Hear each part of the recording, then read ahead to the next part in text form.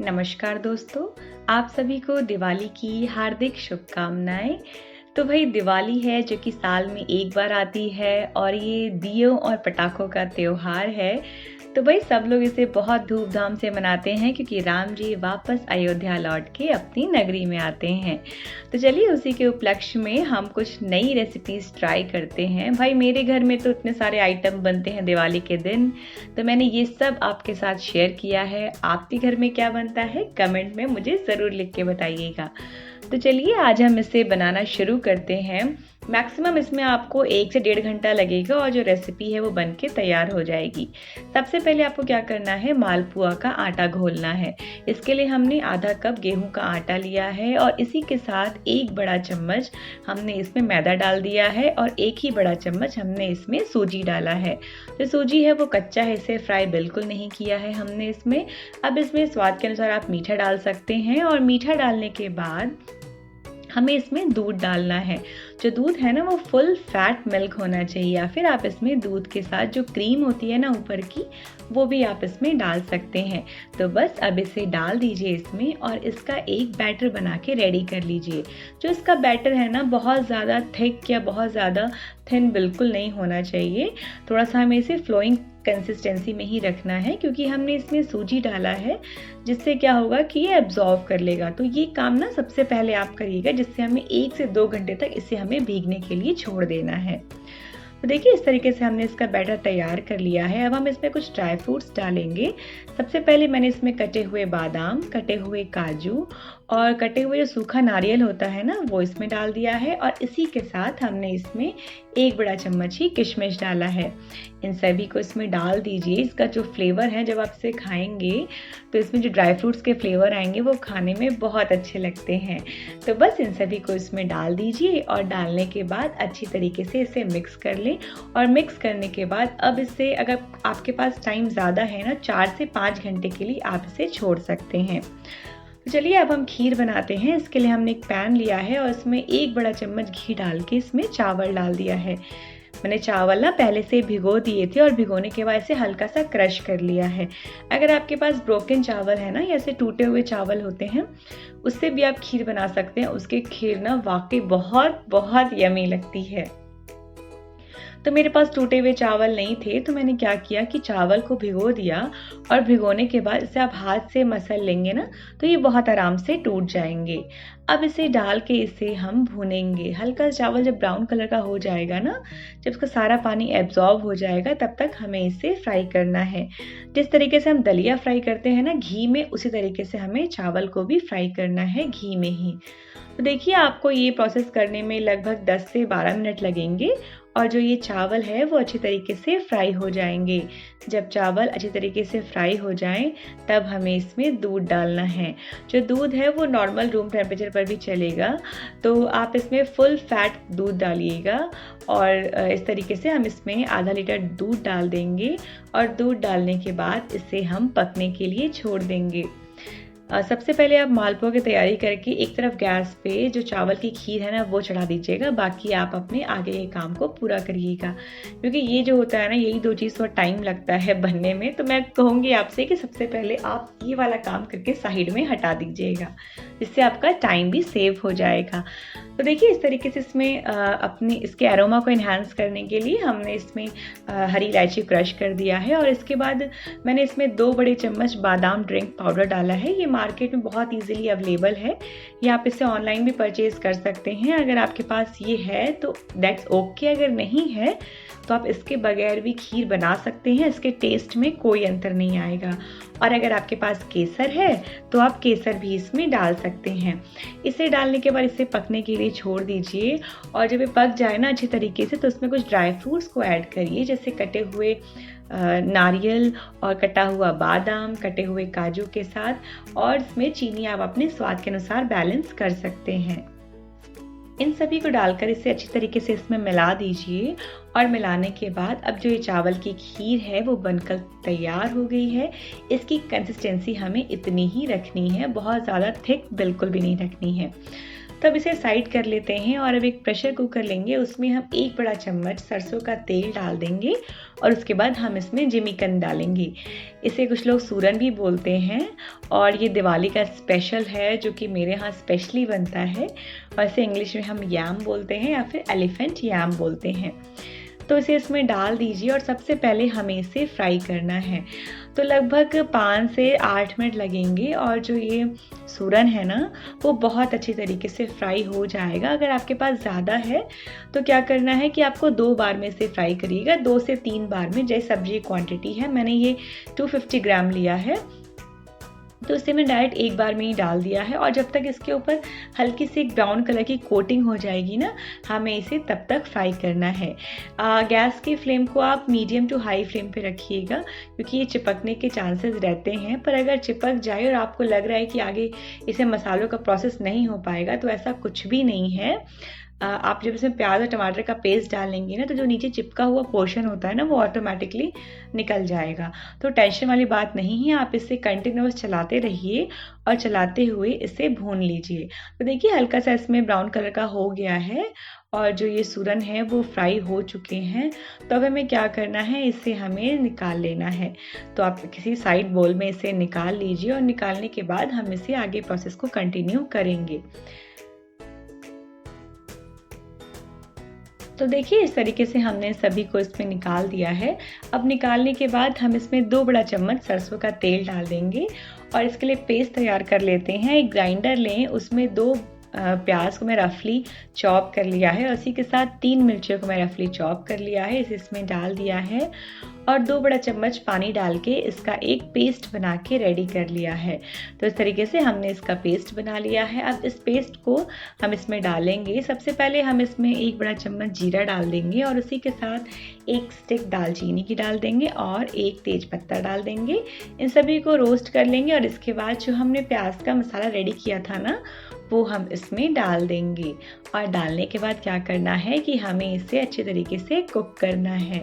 तो देखिए इसे अच्छे तरीके से मिला लीजिए और मिलाने के बाद अदरक और लहसुन को ना आप पेस्ट बना सकते हैं या फिर इमाम दस्ते में डाल के भी कूट सकते हैं। तो इसे इसमें डाल दीजिए और हाँ, इसे आप तब तक भूनिए जब तक इसका जो कच्चापन है ना वो निकल ना जाए। तो कम से कम 7 से 8 मिनट लगेंगे और ये अच्छे तरीके से कुक हो जाएंगे। इसके बाद हमें इसमें फाइनली चॉप किया हुआ टमाटर डाल देना है और इसके साथ 1 बड़ा चम्मच नमक डालेंगे, आधा छोटा चम्मच हल्दी पाउडर, 1 छोटा चम्मच गरम मसाले का और 1 छोटा चम्मच ही हमें इसमें धनिया पाउडर डाल देना है। इसे डालने के बाद हम इसमें 1 छोटा चम्मच ही कश्मीरी वाली मिर्च होती है ना, जो बिल्कुल भी तीखी नहीं होती है, सिर्फ सब्जी को कलर देने के लिए इसका यूज़ किया जाता है। इसकी जगह पर आप देगी मिर्च आती है ना उसका भी यूज़ कर सकते हैं। और इसे डालने के बाद अब हमें मसालों की भुनाई करना है। जी हाँ, जब तक मसाले अच्छी तरीके से तेल ना छोड़ दें तब तक हमें इन मसालों को अच्छी तरीके से भूनना है। तो आप कुकर का ढक्कन से ऊपर से कवर कर दीजिए और कवर करते हुए ना इसे आप बीच बीच में चलाते रहें और चलाने के बाद जब तक इसका तेल अलग ना हो जाए तब तक हमें इसे भूनना है। आप चाहें तो टमाटर को ना ग्राइंड करके भी डाल सकते हैं, मैंने यहाँ पे रफली चॉप करके भी डाल दिया है, पर इससे ज़्यादा कुछ फ़र्क नहीं पड़ेगा। तो आप इसे डायरेक्टली रफली चॉप करके भी डाल सकते हैं। जब मसाले अच्छी तरीके से भुन जाएंगे तब जो हमने सूरन को फ्राई किया था ना वो हम इसमें डाल देंगे और इन सभी को डालने के बाद हमें इसे भी अच्छी तरीके से मिक्स कर लेना है। और मिक्स करने के बाद हमें इसे भी कम से कम 5 से 8 मिनट के लिए हमें इसे मसालों में भूनना है। तो देखिए इसे आप ढक लीजिए और ढकते हुए कम से कम 8 मिनट तक ना इसे आप भून लीजिए ताकि जो मसाले हैं वो सूरन में अच्छी तरीके से कोट हो जाएं। तो इसे कवर कर दीजिए और कवर करने के बाद इसे भुनने के लिए छोड़ दीजिए। तो देखिए जो ये सूरन है वो अच्छी तरीके से हमने भून लिया है, इसे मैंने बीच में एक बार चलाया भी था। तो अब ये भुन चुका है, अब हम इसमें पानी डालेंगे। तो पानी आप इसमें कच्चा भी डाल सकते हैं और अगर थोड़ा सा गर्म करके भी डाल सकते हैं। पानी इतना डालिए कि सब्जी के लेवल से थोड़ा सा बस ऊपर तक ही पानी हो, बहुत ज़्यादा ऊपर बिल्कुल मत रखिएगा, वरना सब्जी की जो थिकनेस है वो बहुत लिक्विडी हो जाएगी। इसलिए सब्जी का जितना लेवल है उसी लेवल तक ही आपको पानी इसमें डालना है। अब इसमें पानी डाल दीजिए और पानी डाल के इसे कवर कर दीजिए। कवर करने के बाद गैस की फ्लेम को बिल्कुल लो फ्लेम पे रखना है और 2 विसिल आने तक पका लेना है। जो ये सब्जी है बहुत आराम से पक जाती है, क्योंकि हमने इसे फ्राई भी किया है, तो इसे पकने में बहुत ज़्यादा टाइम बिल्कुल भी नहीं लगेगा। जब 2 विसिल आ जाए तो इसे आराम से ठंडा होने के लिए छोड़ दीजिए और ठंडा होने के बाद ये देखिए सब्जी बनके बिल्कुल तैयार है और लाइट की वजह से इसका कलर प्रॉपर नहीं आ पा रहा है। अब हम इसमें अमचूर डाल देंगे। तो ये मेरे घर का अमचूर है, इसीलिए इतना ब्लैक कलर का दिख रहा है। आप मार्केट का भी इसमें डाल सकते हैं और डालने के बाद इसे फ्रेश धनिया पत्ती से गार्निश करें और गार्निश करने के बाद इसे हल्के हाथों से चला लें। तो ये जो सब्जी है ना वो बन के बिल्कुल तैयार हो गई है। इसी की तरह अरवी भी बनाई जाती है, मैंने इसे अपने चैनल पे डाल दिया है, आप चाहें तो वहाँ पे जाके भी इसे चेकआउट कर सकते हैं। अरवी की सब्जी और सूरन की सब्जी का जो प्रोसेस है वो थोड़ा सा सेम है और सब्जी में भी कुछ खास डिफरेंस बिल्कुल भी नहीं है और दोनों ही सब्जी बहुत ही लाजवाब बनती है। सब्जी हमारी बनके तैयार हो गई है। अब हम बूंदी छान लेंगे। तो हमने 1/4 कप बूंदी लिया है और जितना हमने बूंदी लिया है ना उतना ही हमें इसमें पानी लिया है। तो क्या करना है, हमें इसमें थोड़ा थोड़ा पानी डालना है और थोड़ा थोड़ा पानी डाल के ही हमें इसका एक बैटर बना के रेडी कर लेना है।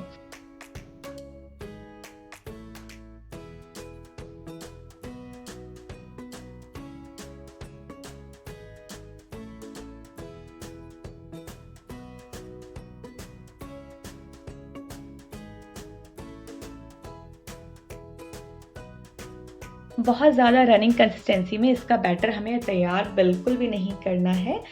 तो देखिए इस तरीके से हम इसमें थोड़ा थोड़ा पानी डालते जा रहे हैं और डालने के बाद इसका एक स्मूथ बैटर बना के रेडी कर ले रहे हैं। तो इस तरीके से हमें इसका बैटर बना के रेडी कर लेना है। अगर आप बूंदी की जगह पे खीरे का रायता बनाना चाहते हैं तो आप वो भी बना सकते हैं, पर इंस्टेंट बूंदी बनाने के लिए इसमें टाइम बहुत कम लगता है और ये बहुत जल्दी बहुत इजीली बन जाता है और ये कितना हेल्दी भी है क्योंकि आप इसे घर पे बना रहे हैं। तो फटाफट बूंदी छानने के बाद इसे तुरंत आप कभी भी आपका रात में अगर खाने का मन हो ना तो आप इसे 10 मिनट पहले छान के तुरंत आप इसे बना सकते हैं। इसमें रखने का कोई ऐसा प्रॉब्लम नहीं होता है कि आप इसे ठंडा करना या कुछ करना, ऐसा कुछ भी नहीं है। तो इसे थोड़ी देर के लिए हम रेस्ट करने के लिए छोड़ देते हैं। जब तक हम दही बड़े बना लेते हैं तो हमने 1 कप उड़द की दाल ली थी जिसे 2 घंटे के लिए पानी में सोक कर दिया था और ये अब अच्छी तरीके से भीग चुकी है। देखिए बहुत आराम से टूट भी जा रही है। तो अब हम इसे ग्राइंडर में डालेंगे और ग्राइंडर में डालने के बाद इसे हम पेस्ट बना के रेडी कर लेंगे। तो जो दाल है वो पूरी अच्छे तरीके से भीग चुकी है।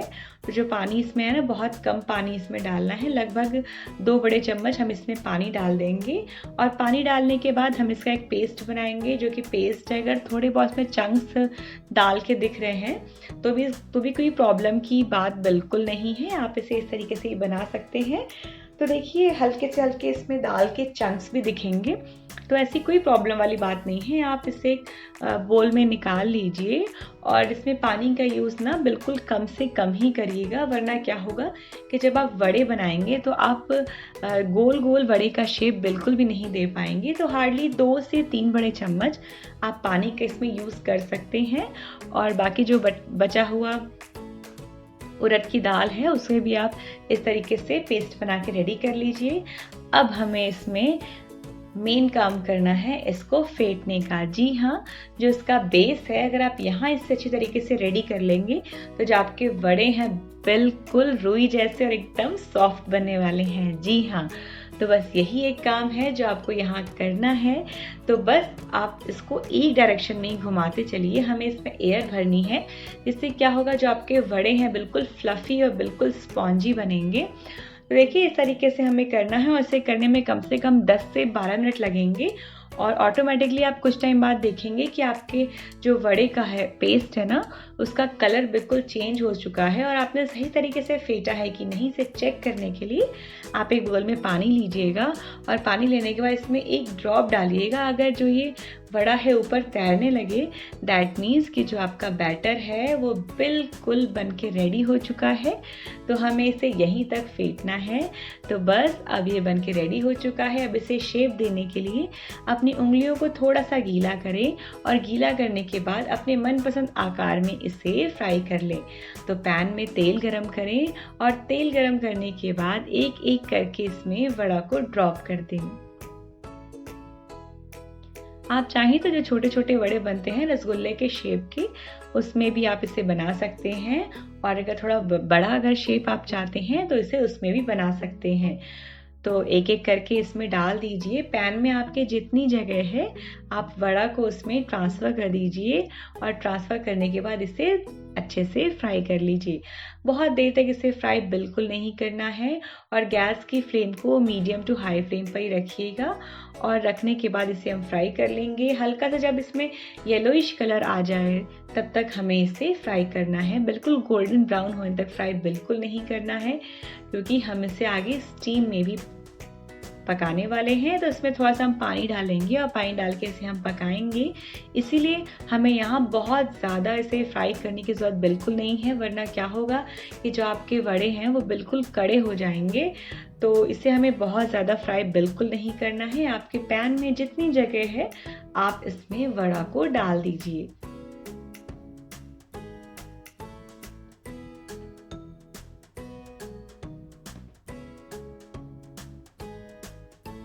तो देखिए, दिवाली में मैंने मीठा भी बनाया है और अंगूरी रसमलाई अगर आपको पसंद है और आपको अच्छी लगती है तो आप प्लीज़ मेरे चैनल पे जाके विज़िट करिए। मैं इसका लिंक अपने डिस्क्रिप्शन बॉक्स में दे दूँगी, जो कि बनाने में बहुत कम टाइम लगता है और इसे कोई भी बहुत आराम से घर पे बना सकता है।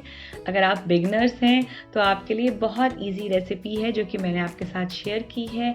प्लीज़ वहाँ जाइए और इसे ज़रूर से ज़रूर चेकआउट करिए। मैं अपना लिंक अपने डिस्क्रिप्शन बॉक्स में दे दूँगी। तो देखिए, जो वड़ा है वो एक साइड से पक चुका है और पकने के बाद इसे आप पलट दीजिए। क्या होगा कि ऑटोमेटिकली ऊपर आ जाएगा और इसका मतलब समझ जाइएगा कि जो आपका वड़ा है वो बनके बिल्कुल तैयार हो चुका है। देखिए, इसमें हल्की सी कोटिंग हो चुकी है, तो हमें बस इतना ही इसे कुक करना है और कुक करने के बाद हम इसे एक दूसरे बोल में निकाल लेंगे।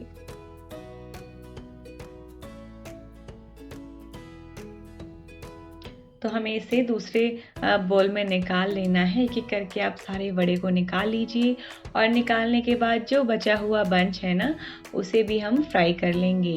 तो देखिए, अगर आप पैन का जो शेप है ना ओवल शेप लेंगे तो मुझे लगता है ज़्यादा बेटर वड़े बनेंगे, क्योंकि ये मेरा सेल्फ एक्सपीरियंस है कि अगर आप जो पैन है ना अगर आपका ओवल शेप का होगा तो जो वड़े हैं वो बहुत आराम से बन जाएंगे। वैसे इसमें भी कोई प्रॉब्लम नहीं है, बन जाते हैं, बट वड़े का शेप हल्का सा फ्लैट हो जाएगा।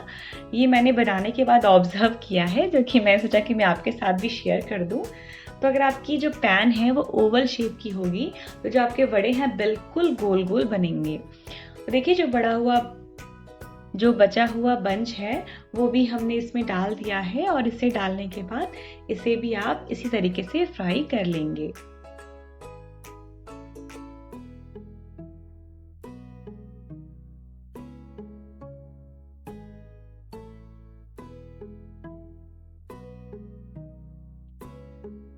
तो हमने इसमें सारे वड़ा को ट्रांसफ़र कर दिया है और ट्रांसफ़र करने के बाद हमें इसे भी जब इसकी एक साइड पक जाएगी तो पकने के बाद हम इसकी साइड को चेंज कर देंगे और चेंज करने के बाद इसे भी हम अच्छी तरीके से कुक कर लेंगे।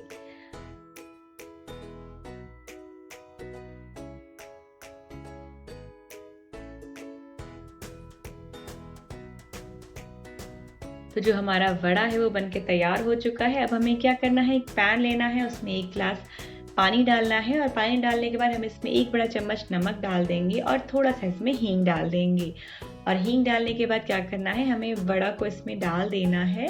तो आपके पैन में जितनी जगह है आप उसमें डाल दीजिए और डालने के बाद इसे कम से कम 5 से 8 मिनट के लिए उबाल आने दीजिए। अलट पलट दिए ताकि जो है जो वड़ा है वो अच्छी तरीके से दोनों साइड से बॉईल हो जाएं। और जब 5 से 8 मिनट तक ये वड़ा इसमें उबल जाए तो क्या करना है, गैस की फ्लेम को ऑफ करना है, उसे ढक्कन लगाकर ढक देना है कम से कम 10 मिनट के लिए। और 10 मिनट बाद देखिए जो वड़ा है वो बन के बिल्कुल तैयार हो चुका है। इसके स्क्वीज़ करिए और एक्स्ट्रा पानी निकाल के क्या करना है, आपको इसे फ्रीज में रख देना है ताकि जो बड़े हैं वो ठंडे हो जाएं। चलिए हम बूंदी छान लेते हैं। जो ये पलटा है, छेद वाला पलटा, ये सबके घर में बहुत आराम से मिल जाता है। तो बस अब इसके ऊपर जो है बैटर डालिए और इस जो पलटा है ना, इसे कढ़ाई से थोड़ा सा ऊपर ही रखिएगा, क्योंकि जो आँच आती है ना वो थोड़ा हाथ जलने के चांसेस ना रहें, इसके लिए इस पलटे को थोड़ा सा ऊपर रखिएगा। इसमें बैटर तभी डालिएगा जब जो कढ़ाई है वो बहुत अच्छे से गर्म हो जाएगी। तो गैस की फ्लेम को हाई टू मीडियम फ्लेम पे ही रखना है और रखने के बाद हमें इसमें जो बेसन है इसे हमें ड्रॉप करना है। ड्रॉप करने के बाद क्या होगा कि जो है अब इससे हमें इसे भी बहुत ज़्यादा देर तक बिल्कुल भी फ्राई नहीं करना है, हल्का सा येलोइश कलर का हो जाए हमें इसे इतना ही फ्राई करना है, बहुत ज़्यादा फ्राई बिल्कुल नहीं करना है। इसे फ्राई करने में आपको बहुत कम टाइम लगता है। और देखिए जो आपकी बूंदी है ये छन के बिल्कुल रेडी हो जाएंगी। तो इसे इस तरीके से आप दूसरे बाउल में निकाल लीजिए और निकालने के बाद क्या करना है, जब आप दूसरा बंच बनाएंगे तो जो जिससे आपने पलटे को बनाया है ना, पहले जिसमें आपने बनाया था, उसके बैटर को आप अच्छी तरीके से पहले क्लीन कर लीजिएगा ताकि उसमें कुछ लगे ना। तो हाथ से ही बहुत आराम से क्लीन हो जाएगा और क्लीन होने के बाद ही आप इसमें सेकेंड बंच डालिएगा। तो हमें डालने का सेम प्रोसेस रखना है। कढ़ाई का शेप या साइज़ जितना बड़ा होगा आप उसमें उतना छान सकते हैं। मेरी जो कढ़ाई है वो बहुत छोटी सी है तो इसे बहुत कम ही आ पाता है। तो देखिए इस तरीके से आप इसमें छान सकते हैं। और आप चाहें तो मसाला बूंदी बना सकते हैं, इसमें कुछ मसाले डाल लीजिए और मसाले डालने के बाद इससे आप मसाला बूंदी तैयार कर सकते हैं। और सेम तरीके से आप जो मीठी वाली बूंदी है तो आप उसे ही बना सकते हैं। तो इस बनाने में से बहुत कम टाइम लगता है और बहुत फास्ट प्रोसेस है, बहुत जल्दी ये बन जाता है, बिल्कुल भी टाइम नहीं लगता है। तो देखिए इस तरीके से आप इसे बूंदी बना लीजिए और एक एक बंच बनाने के बाद इसे छान के अलग प्लेट में रखते जाइए। जिस तरीके से हमने वड़ा का प्रोसेस किया है सेम प्रोसेस ही हमें इसमें बूंदी का करना है। इसे भी हम छानने के बाद पानी में उबालेंगे, तो इसीलिए बहुत ज़्यादा देर तक इसे छान के रखना पड़ेगा, ऐसा कुछ भी नहीं है, टाइम बहुत कम लगता है। तो आप इस रेसिपी को ज़रूर ट्राई कीजिएगा। तो देखिए हमने इसे छान लिया है और छानने के बाद क्या करना है, हमें इसे साइड में रख देना है। और साइड में रखने के बाद हमें सेम पैन में 1 गिलास पानी डालना है। हमें इसमें नमक या हींग बिल्कुल नहीं डालना है, बस इसमें आपको जितना रायता बनाना है तो मैंने उतना इसमें बूंदी डाल दीजिए। इसमें मैंने आधा कप बूंदी डाला है और डालने के बाद इसे भी 5 से 10 मिनट के लिए उबाल आने दीजिए। उबाल आने के बाद इसे थोड़े के लिए इसमें छोड़ दीजिए और जब इसे जो छन्नी होती है ना उसे निकाल लीजिए। और निकालने के बाद बूंदी को ठंडा होने के लिए छोड़ दीजिए ताकि जो बूंदी है वो आराम से ठंडी हो जाए। तब तक हम मालपुआ का बैटर देख लेते हैं। तो देखिए सूजी ने क्या किया, पूरा दूध एब्जॉर्ब कर लिया है और ये पूरा सोक हो चुका है। इसकी कंसिस्टेंसी भी बहुत थिक हो चुकी है। तो इसकी कंसिस्टेंसी को थोड़ा सा लिक्विड करने के लिए हम इसमें दूध डालेंगे और दूध डालने के बाद इसका एक स्मूथ बैटर बना के रेडी कर लेंगे। आप चाहें तो दूध की जगह पे पानी भी डाल सकते हैं, ऐसा कुछ नहीं कि पानी से नहीं बन सकता, पर इसके टेस्ट को इन्हांस करने के लिए आप दूध डालिएगा, फुल फैट क्रीम वाला दूध। इससे जो मालपुए का टेस्ट है ना वो बहुत औसम आएगा, आपको बहुत अच्छा लगेगा। और इससे आप सिर्फ दिवाली में ही नहीं, जब आप चाहें तब बना सकते हैं। अगर आप सफ़र में जा रहे हैं तो सफ़र में भी आप इसे इजीली कैरी कर सकते हैं। बना के इसे रख लीजिए और ये बहुत आसान है। देखिए इस तरीके से हमने इसके बैटर को रेडी कर लिया है और जो इसकी कंसिस्टेंसी है वो बहुत ज़्यादा थिक बिल्कुल नहीं होनी चाहिए। इस तरीके से जो ये थक्के जैसे ना बन के जब गिरने लगे, इसका मतलब ये रेडी हो चुका है। जब तक इसे साइड करते हैं और पूरी का आटा लगा लेते हैं। तो आधा कप मैंने इसमें आटा लिया है और आधा ही कप इसमें मैंने फ्रेश जो कसूरी मेथी है, फ्रेश जो मेथी है उसे मैंने इसमें डाल दिया है। सॉरी, कसूरी मेथी ड्राई होती है तो आप इसमें ड्राई वाली कसूरी मेथी वो भी डाल सकते हैं, बट मैंने यहाँ पे जो फ्रेश मेथी होती है ना उसे फाइनली चॉप कर लिया है और चॉप करने के बाद इसे इसमें डाल दिया है। तो इसे डालने के बाद हम इसे गूँथ लेंगे। हम इसे पूरी बना रहे हैं तो इसका आटा है वो टाइट ही होना चाहिए, बहुत ज़्यादा लूज़ बिल्कुल मत रखिएगा। तो इसमें थोड़ा-थोड़ा सा ही पानी डालिए और पानी डालने के बाद इसका एक टाइट डो बना के रेडी कर लेंगे। मैं तो इसे प्लेन ही बना रही हूँ, पर आप चाहें तो इसमें अजवाइन डाल सकते हैं या फिर अगर आप नमक और हल्दी डालना चाहते हैं तो आप वो भी इसे डाल सकते हैं मसाला पूरी बना के। बट मैंने इसमें जो है सिर्फ आटा और मेथी ही डाला है और बहुत आराम से बन जाती है और टाइम बिल्कुल भी नहीं लगता है। देखिए, इस तरीके से हमने इसका आटा जो है लगा लिया है और जो आटा है वो बिल्कुल टाइट ही लगाना है आपको, बिल्कुल भी इसमें जो आटा है ना वो बिल्कुल लूज़ नहीं होना चाहिए। तो इस तरीके से हमने इसका आटा लगा लिया है। अब आटा लगाने के बाद क्या करना है कि हमें इसमें इसकी छोटी-छोटी गोलियाँ काट लेनी है। तो आपको पूरी का शेप जितना रखना है उतना आप शेप रख लीजिए। वैसे छोटी-छोटी पूड़ियाँ इसकी अच्छी लगती हैं, पर इसकी पूड़ियाँ ना फूलती थोड़ी कम हैं क्योंकि क्या होता है कि हमने इसमें फ्रेश कसूरी मेथी डाली जिसकी वजह से ये बहुत ज़्यादा फूलती नहीं है। पर इसका मतलब ये नहीं कि बहुत हार्ड बनती है, बिल्कुल भी नहीं, ये बहुत ही सॉफ्ट बनती है।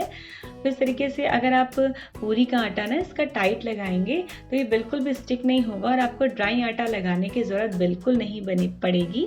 तो इसलिए मैं कहूँगी आप पूरी का आटा बिल्कुल टाइट लगाइएगा और टाइट लगाने के बाद इससे आप हल्का सा ऑयल लगा के भी पूरी को बेल सकते हैं। इसके थिकनेस को हमें बहुत ज़्यादा नहीं रखना है। तो बस इसे बेल लीजिए और बेलने के बाद हम इसे फ्राई करेंगे।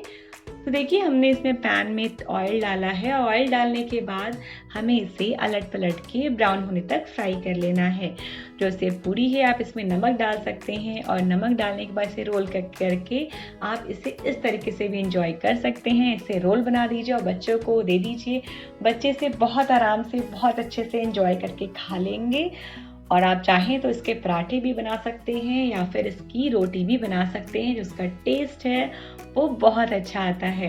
तो देखिए, हमें इसे अलट पलट के इसे गोल्डन ब्राउन होने तक फ्राई कर लिया है और तो इसी तरीके से हम बाकी बची हुई पूरी को भी फ्राई कर लेंगे। अब चलिए हम मालपुआ बना लेते हैं।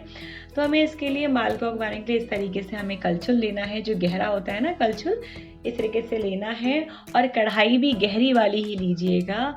फ्लैट वाली कढ़ाई बिल्कुल मत लीजिएगा। जो गहरी वाली कढ़ाई या पैन है ना, इस तरीके से ही आप लीजिएगा और इसे लेने के बाद एक बड़ा चम्मच भर के इसमें घोल लीजिए और घोल को एक ही जगह पर ड्रॉप कर देना है।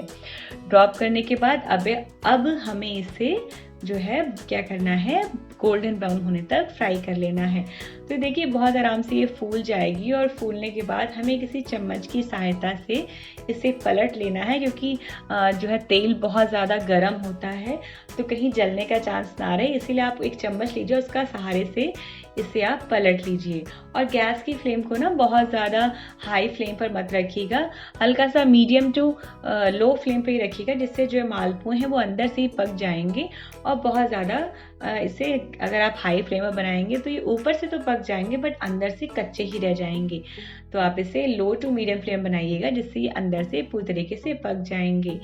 और तो इसमें आप प्रिक कर सकते हैं किसी फॉर्क से, आकर जो आज आप आटा मलते हैं ना, जो सलाई होती है उससे भी आप इसे प्रिक कर सकते हैं, जिससे अंदर तक अच्छी तरीके से पक जाएंगे। तो बस आप इसे प्रेस करिए और प्रेस करने के बाद इसे अलट पलट के इस तरीके से सेक लीजिए।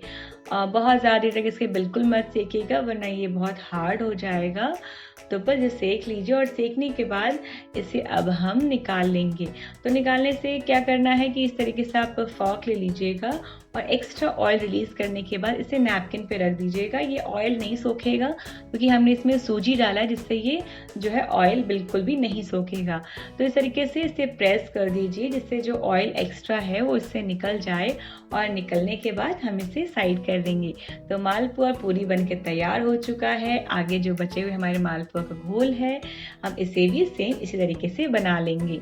तो बस चलिए अब हम चलते हैं, चावल बनाते हैं, ड्राई फ्रूट्स वाले चावल। चावल, तो आप इसमें एक कुकर लीजिए। ऑयल डालने के बाद इसमें 1 बड़ा चम्मच जीरा, 4 से 5 जो काली मिर्च होती है वो डाल दीजिए और लौंग ज़रूर डालिएगा, क्योंकि चावल की जो स्मेल है ना वो बहुत अच्छी आएगी इससे। आप चाहें तो इसमें तेज पत्ता भी डाल सकते हैं, और तेज पत्ता डालने के बाद इसमें जो टूटे वाले काजू होते हैं वो आप इसमें डाल सकते हैं, और डालने के बाद इसे 1 से 2 मिनट तक हल्का सा सॉटे कर लीजिए, ताकि जो काजू हैं वो अच्छी तरीके से ब्राउन हो जाएं। आप चाहें तो इसमें कोकोनट होता है, ड्राई कोकोनट, वो भी आप इसमें डाल सकते हैं, बट मैंने यहाँ पे काजू ही डाले हैं। तो आप इसे डाल दीजिए और डालने के बाद इसे हल्का सा ब्राउन होने तक पका लीजिए। इसके बाद आपने 1 बॉल बासमती राइस लेना है, इसे अच्छी तरीके से वॉश कर लेना है, और वॉश करने के बाद हम इसमें डाल देंगे। चावल और पानी का रेशियो इतना होना चाहिए कि अगर आपने 1 बोल चावल लिया है तो 1 बोल ही हमें इसमें पानी लेना है। बट चावल डिपेंड करता है कि आपका कौन सा है, बट अगर बासमती राइस है तो आप 1 बोल चावल और 1 बोल अगर पानी लेंगे तो इसका रेशियो बिल्कुल बैलेंस रहेगा, और आपके चावल बिल्कुल खिले खिले बनेंगे, एक्स्ट्रा वाटर बिल्कुल भी नहीं रहेगा।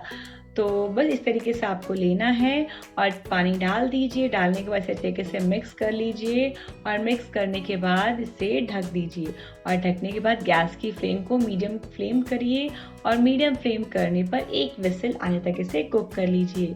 जब इसमें 1 विसिल आ जाए इसे ऑटोमेटिकली ठंडा होने दीजिए, और ठंडा होने के बाद ही आप इस ढक्कन को हटा के देखिएगा, जो आपके चावल हैं बिल्कुल खिले बनेंगे।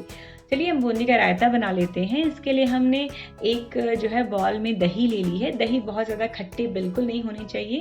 अगर बहुत ज़्यादा खट्टी है तो आप इसमें जो फ्रेश क्रीम है वो मिला सकते हैं, और जिसका टेक्सचर है ना वो बहुत अच्छा आएगा। तो इसे बहुत ज़्यादा थिक बिल्कुल नहीं रखिएगा। अगर आपकी दही बहुत ज़्यादा थिक है तो आप थोड़ा सा इसमें जो फ्रेश मिल्क है ना वो इसमें डाल सकते हैं। आप इसमें दूध डालिएगा। अगर आपकी दही गाढ़ी है तो पानी बिल्कुल मत डालिएगा, इससे जो आपका टेस्ट है रायते का वो बहुत अच्छा आएगा। तो इसे डालने के बाद इसमें 1 छोटा चम्मच हम इसमें भुने हुए जीरे का पाउडर डाल देंगे, और 1 छोटा चम्मच ही हम इसमें रॉक सॉल्ट डाल देंगे, और इसे डालने के बाद फ्रेश धनिया पत्ती डाल दीजिए, और डालने के बाद इसे अच्छी तरीके से मिक्स कर लेना है। आप चाहें तो यहाँ पे जो कटी हुई हरी मिर्च होती है वो भी डाल सकते हैं, पर मैं लास्ट में तो चिली फ्लेक्स डालूंगी, इसलिए मैंने यहाँ पे हरी मिर्च नहीं डाली है। देखिए मैंने बूंदी को इस तरह की जो चाय वाली छन्नी होती है उसमें मैंने डाल दिया था, और डालने के बाद ये पूरी तरीके से ठंडा कर लिया था। इससे जो है जब बूंदी बिल्कुल पूरी तरीके से ठंडी हो जाए तभी इसमें डालेंगे, वरना क्या होगा कि दही जो है फट जाएगी। तो इसीलिए जब बूंदी पूरी तरीके से ठंडी हो जाए तो ठंडा होने के बाद ही हमें इसमें डालना है, और डालने के बाद अच्छी तरीके से मिक्स कर लीजिए, और मिक्स करने के बाद कुछ चिली फ्लेक्स डाल दीजिए और इसे मिला लीजिए, और मिलाने के बाद इसे आप फ्रिज में रख दीजिए, ताकि जब आपका खाने का मन हो तो आप इसे ठंडा ठंडा सर्व कीजिए। ये बिल्कुल इंस्टेंट बूंदी रायता है जो आपको बहुत पसंद आएगा। तो देखिए जो वड़ा है मैंने इसे फ्रिज से निकाल लिया है, और फ्रिज से निकालने के बाद हम इसे सर्व करेंगे। तो एक बोल में मैंने 2 वड़ा लिया है, और इसके साथ हम इसमें दही डाल देंगे। दही बहुत ज़्यादा थिक बिल्कुल नहीं होनी चाहिए। आप चाहे तो इसमें चीनी डाल के भी इसका एक जो है एक स्वीट कर्ड रेडी कर सकते हैं। अब इसमें आप इमली की चटनी डाल दीजिए। अगर आपको इमली की चटनी का वीडियो देखना है तो मैं अपने डिस्क्रिप्शन बॉक्स में इसका लिंक दे दूंगी, आप वहां जाके इसे चेकआउट कर सकते हैं। और अब इसमें हम जो भुना हुआ ज़ीरा है वो इसमें डाल देंगे, और इसके बाद थोड़ा सा इसमें नमक डाल दीजिए, और अगर आपको इसके बाद चिली फ्लेक्स डालना है तो आप इसमें डाल सकते हैं, वरना स्किप भी कर सकते हैं। मैं यहाँ बिल्कुल नहीं डालने वाली हूँ। तो देखिए हमारे दही बड़े बनके बिल्कुल तैयार हो चुके हैं। तो चलिए अब हमारी सारी रेसिपीज बन चुकी है, अब हम इसे सर्व करते हैं। सबसे पहले जो सूरन था उसे हमने रखा है इसमें। अब जो खीर है वो रख लिया है हमने इसमें। इसके बाद बूंदी का रायता जो कि ठंडा ठंडा सर्व किया है, और दही बड़े भी बिल्कुल ठंडे हैं। इसके बाद देखिए जो मालपुआ है वो बनके तैयार हो चुका है, और इसके बाद जो हमारी कसूरी मेथी वाली पूरी थी वही बनके तैयार हो चुकी है। तो देखिए ये प्लेट बिल्कुल सज के बिल्कुल तैयार हो चुकी है, और इसे देख के ही मुंह में पानी आ रहा है। तो इस तरीके से इसमें चावल डाल दीजिए, और चावल डालने के बाद क्या करना है कि अब इसमें कुछ अगर आपको कुछ पापड़ वगैरह पसंद है तो आप इसे इसमें डाल सकते हैं। इसे रख लीजिए, और ये देखिए दिवाली की थाल बनके बिल्कुल तैयार हो चुकी है। और इससे जो है आपको लग रहा है कि इसे बनाने में बहुत ज़्यादा टाइम लगेगा, तो बिल्कुल भी नहीं, बहुत ही कम टाइम में बन जाती है। उसका स्वाद तो बहुत अच्छा लगता है। और त्योहार में भाई थोड़ी मेहनत तो चलती ही है, और भाई त्योहार है जो कि साल में एक बार आता है, तो अच्छा अच्छा खाना किसे नहीं पसंद है। तो आप इन सारी रेसिपी को ज़रूर ट्राई कीजिएगा। और आपको मेरी रेसिपीज़ कैसी लगी प्लीज़ मुझे कमेंट करके ज़रूर बताइएगा, मुझे अपने कमेंट का इंतज़ार रहेगा। तो अगर आप मेरे चैनल पे पहली बार विज़िट कर रहे हैं तो प्लीज़ मेरे चैनल को लाइक करें, शेयर करें और सब्सक्राइब करें। अगर आपको मेरा वीडियो अच्छा लग रहा है तो प्लीज़ मेरे चैनल पे बने रहने के लिए प्लीज़ मेरे चैनल पे बने रहने के लिए आप मेरे चैनल को सब्सक्राइब कर सकते हैं। So please subscribe my channel and support my channel please, I request. और इसी तरीके से मेरी आपको नई रेसिपीज़ की वीडियो आती रहेंगी। तो मिलते हैं नेक्स्ट वीडियो में कुछ नई रेसिपीज़ के साथ। तब तक आप सभी को फिर से दिवाली की हार्दिक शुभकामनाएं।